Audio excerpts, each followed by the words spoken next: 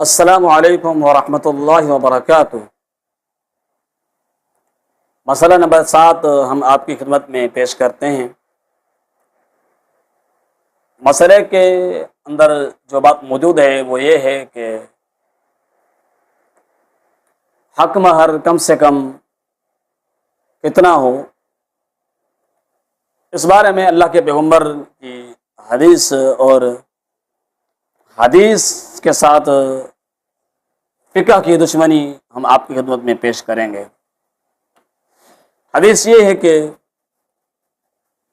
سیدنا جابر رضی اللہ عنہ حدیث کے راوی ہیں، سنن ابو داؤد کی یہ روایت ہے۔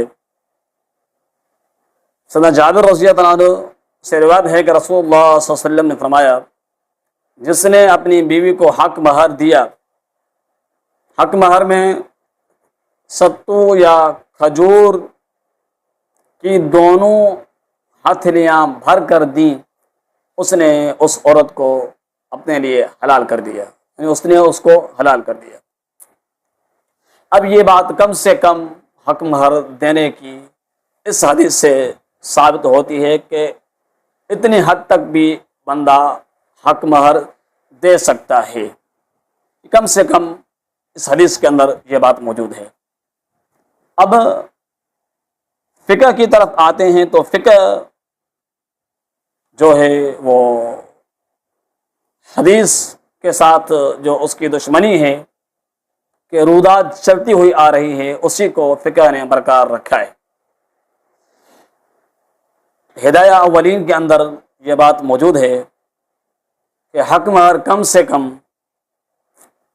10 درہم ہے۔ حدیث کے مقابلے میں حدیث آپ نے سنی، اللہ کے پیغمبر فرماتے ہیں کہ ستو یا کھجور کی دونوں ہتھیلیاں بھر کر بھی کسی شخص نے عورت کو حق مہر کے طور پر اگر نکاح کے ٹائم پر اس نے دیا تو وہ اس نے اس کو حلال کر دیا۔ لیکن اس کے مقابلے میں کم سے کم حق مہر فقہ کہتی ہے کہ وہ یہ ہے کہ 10 درہم ہے۔ اگر کسی نے 10 درہم سے کم حق مہر دیا، مقرر کیا، تو ہمارے مذہب کے مطابق 10 درہم ہی ہوگا۔ اللہ کے پیغمبر علیہ الصلوۃ والسلام کی حدیث اگر مسلک اور مذہب نہیں بن سکتی تو دوسری کیا چیز ہے کہ انسان اس کو اپنے لیے مذہب اور مسلک بنا سکے۔ فیصلہ آپ کا، کیا صحیح اور کیا غلط۔